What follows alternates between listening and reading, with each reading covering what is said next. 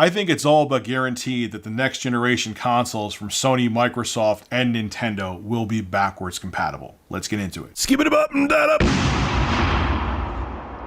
So I used to have a very dumbass mentality about backwards compatibility with consoles. I remember being very, I'm going to roast myself and say it, very arrogant when it came to consoles. I remember right before PS4 and Xbox One launched, I was like, oh, what's the big deal about backwards compatibility? If you already own the console, why do you need the next generation console to be backwards compatible with the previous console? And it was stupid. And Microsoft this generation made me eat a bunch of crow because they proved that not only is backwards compatibility important and popular, it's actually pretty awesome, especially with how Microsoft's doing it with games like the original Red Dead Redemption. And they upscaled it to 4K and it's beautiful. It looks like a current generation game pretty much. I mean, you see low res textures here and there, but it's mind blowing. Then they have Half-Life 2, which they upscaled to 4K. It looks beautiful. The Left 4 Dead games, both 1 and 2, they made 4K, running native 4K on the Xbox One X. Keep in mind, it has to be on the Xbox One X. And yeah, they proved me wrong. Like, I played this year a bunch of Undead Nightmare on the Xbox One X, and it was a lot of fun and it looked beautiful. It almost looked like a current generation game, minus, like I said, some low-res textures from here and there. And they proved me wrong and made me a believer in backwards compatibility. And I used to be a staunch anti-backwards compatibility guy, thinking it was a waste of time. Well, the videos I made saying that backwards compatibility was a waste of time, those videos were a waste of time, and I was completely wrong. And if you think about it, backwards compatibility, to a degree, until really the 7th generation of consoles, was just something that was widely accepted. When you had a PS2, it was backwards compatible with a PlayStation 1. GameCube was a little bit different because they weren't, Nintendo wasn't going to let you slap cartridges from the N64 and the GameCube, but they made the Wii backwards compatible with the GameCube, and the Wii U was backwards compatible with Wii games. So backwards compatibility was like, okay, it's just to a degree expected. The 360 had backwards compatibility. It was with the original Xbox. It was flaky, but it had it. So it was just like, all right, I know my next gen system is going to be backwards compatible with previous generation systems. And that was just kind of the rule of thumb. And it wasn't until with the 7th generation where with the 360, like I said, they had backwards compatibility. It was flaky. And with the PS3, where it originally had backwards compatibility with the PS2 and PS1, but they took out the PlayStation 2 backwards compatibility. The PlayStation 3 always kept backwards compatibility with PlayStation 1 games, but with the PlayStation 3, with the original model, they actually had PlayStation 2 hardware in there. It was expensive, so they got rid of it. They tried to do PlayStation 2 backwards compatibility with emulation. It didn't work out well, so they just kind of scratched it, and then you could just play PlayStation 1 games on your PlayStation 3. So, yeah, there was that too. So, backwards compatibility stopped being promised with the 7th gen consoles. And with the 8th generation, Sony, forget about it. They didn't offer any backwards compatibility at all. You try to put a PlayStation 3 game in your PlayStation 4, nobody's home. It just wasn't happening. Microsoft, like I said, with the Xbox One and Xbox One S, they do offer backwards compatibility, but it's canned backwards compatibility, meaning they add games to the roster. You can't just put any Xbox 360 game in your Xbox One or original Xbox game in your Xbox One and just expect it to run. They actually have to retweak the games and work with the code to get the games to run properly. That's why they release backwards compatible games in batches.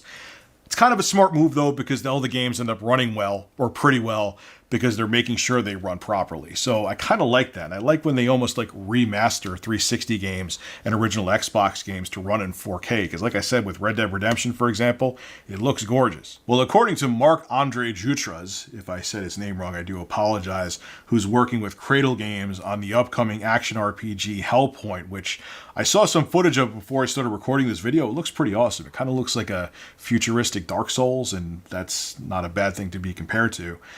He thinks that the next PlayStation, Xbox consoles will be fully backwards compatible with the Xbox One and PlayStation 4. I tend to agree with him. This is what he had to say about it. The PlayStation, I think, will do it. I know, was it the Xbox 360 where they had a backward compatibility list with the original Xbox? They had to approve the game title by title. I think that was weird. He's wrong about that. That's actually with the Xbox One. I think with the 360 for the original Xbox games, they had an emulator. And if a game worked, it worked. And if it didn't, it didn't. I mean, they had a list of games I think were guaranteed to work. But yeah, I think they were just doing straight up, just like they had an emulator and you made the sign of the cross if the game worked. I could be wrong about that, but I don't think like with the 360 they're doing what they're doing with the Xbox One now. They just kind of went the emulation approach, and stability be damned. If a game ran great, if it didn't, kind of sucks. I think that was weird, and I hope it won't be like that. I prefer to have an emulator that will run all the games a console has, maybe with some small bugs and glitches, instead of saying I have 50 games in my library and I can only play 4 of them because the others aren't approved yet. Now, I'm not going to quote him here and read this, but he also goes on to talk about how the Switch isn't backwards compatible with the Wii U. And in Nintendo's defense, and I'm not just white knighting for them, I'm just being objective, the Switch is a hybrid handheld console that works with game cards, and the Wii U had discs.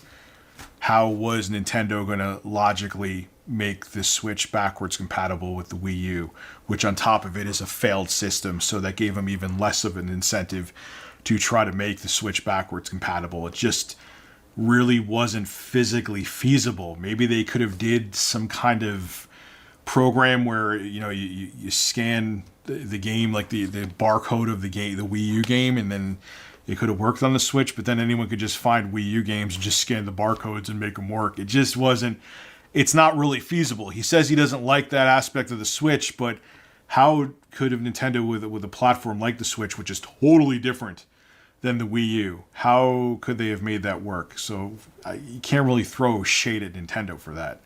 Just saying. Well, anyway, even though I disagree with Marc Andre when it comes to that, he has one more little quote here, which I totally agree with him on. And it's funny because 2013 Rich would have disagreed with him, because 2013 Rich, when it came to backwards compatibility, was an idiot.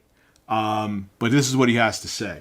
If I have 100 games on Xbox 360 and 100 games on Xbox One, and a new Xbox comes out that plays all my Xbox 360 and Xbox One games, I am much likelier to buy the new Xbox than I am to buy any other console. And yeah, I don't know what I was, even fairly recently, I kind of had the same mindset. And it's like, Rich, like, what was going on in your brain? Like, just, you buy a console, and a new console is expensive. And you may not be able to go out and buy more than one game for it. Because, next-gen consoles and even current-gen consoles, minus now with bundles. But initially, they don't usually, when they first launch a new console, it doesn't come with the game. So to have a system be backwards compatible with the library you already have, especially if the next Xbox makes Xbox One games look and run better, that'll be a huge selling point, man. Hell, that's a selling point now with the Xbox One X. You know what I mean? It runs the same games as the Xbox One, but they look better. They run at better resolutions. They may have better textures. They may have better frame rates, blah, blah, blah, blah, blah.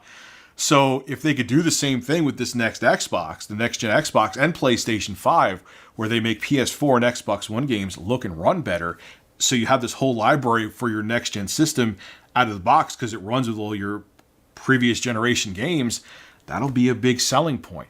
Why I didn't think that back in the day, even a couple years ago, I don't know. I'm making an exposed video about my dumbassery about myself right now. I don't know what I was thinking. I think the reason why, though, with the current generation of consoles, where backwards compatibility, especially on the PlayStation 4, wasn't straightforward, was because the architecture between the current gen consoles and previous generation consoles was so different. Current generation consoles are basically PCs. Literally, you have an x86 64-bit processor in there. It's an APU. It has the graphics and the CPU on the same die, and boom, it's a PC. It's running x86 64-bit code. It has a GPU made by AMD, and the processor's made by AMD too, Jaguar cores, and that's it. The PS4 and Xbox One and the PS4 Pro and Xbox One X are PCs. I don't know what else to say about that. So the problem is with the previous generation of consoles, they were running PowerPC cores from IBM. Then you had the Cell processor for the PlayStation 3, which there's no way that it would be an easy task for the anemic Jaguar cores in the PS4 to emulate what the Cell processor was doing. I think it's probably pretty much impossible. And those same Jaguar cores are in the Xbox One and the Xbox One X. And it was easier to program for the 360 because they weren't doing the whole weird Cell processor thing. And that's why I think Microsoft can have, I call it canned backwards compatibility, where they trickle out titles one at a time that are backwards compatible. But even though that was still running on the 360 was running on PowerPC cores, and then you have the x86 64-bit anemic cores in the Xbox One, so it's still not easy to do. But with next generation consoles, all that they're going to be is basically upgraded versions of the PS4 and Xbox One. It's really literally because they're going to use AMD CPUs. They're going to be used the Zen architecture or Zen Plus architecture, which is Ryzen, which is x86 64-bit, just like the Jaguar cores are. And they're going to have an upgraded GPU in there from AMD. So it's basically the equivalent of you having a gaming PC, like say your PS4 is a gaming PC, your PS5 is an upgraded gaming PC. That's it. You're just upgrading your PC basically. It's equivalent to that. So when you upgrade your PC, it's going to be backwards compatible with all your Steam games. It's just going to you're going to be able to up the settings and get better frame rates. That's the same thing with the PS5. It's going to be virtually seamless to be backwards compatible with PS4 games because they're running the same code, running on the same company's GPU. It's running again, an x86 64-bit CPU. So it's just going to work. It's going to be virtually effortless to make the PS5 and next Xbox run Xbox One games and PS4 games.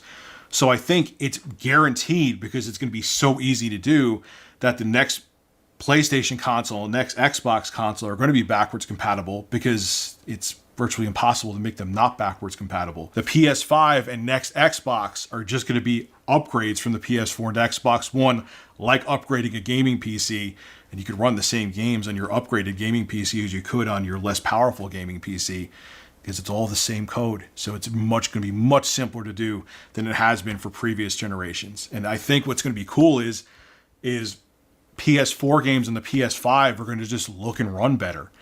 And you don't have to wait for Sony to come out with some kind of strange, more than likely anyway, you're not going to have to wait for Sony to come out with some strange patch, or they're not going to have canned backwards compatibility like Microsoft's doing with the Xbox One now with Xbox 360 and Xbox games, original Xbox games. I was about to call it Xbox One, because the hardware is just more powerful and so similar to the previous generation, meaning the PS5 is so similar to the PS4, just more powerful.